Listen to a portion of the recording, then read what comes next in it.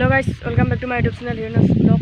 So guys, আজি মই গুইটা মাৰিত নাই, আজি মই চালকুচাত মানে আজি মোৰ ভাগিনীৰ অন্নপ্ৰাশন একে ইয়াত আহিছোঁ যোৱাকালি।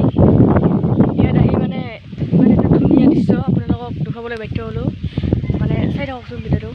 So guys, আপোনালোকে এয়া চাওক, একদম মানে চালকুচা ঠাইখন বহুত মানে খেতিৰ ক্ষেত্ৰত বহুত মানে আগবঢ়া ঠাই, বহুত ভাল ভাল খেতি হয়। এইবিলাক চাওকচোন আপোনালোকে, সৰিয়হৰ খেতিয়েদি একদম মানে পথাৰ ভৰপূৰ হৈ পৰিছে, একদম ধুনীয়া দৃশ্য। এয়া চাওক আপোনালোকে, সৰিয়হৰ এইবিলাক খেতি একদম হালধীয়া ৰঙৰ হৈ পৰিছে। এইবিলাক ইয়াতে এটা পুখুৰী আছে, বাকী এইপিনে চাওক একদম হালধীয়া হৈ পৰিছে, মানে গোটেই খেতি আৰু গোটেই খেতি। এইবিলাক চাওক একদম, আৰু আজি বতৰটো বহুত ধুনীয়া, চাওক আপোনালোকে।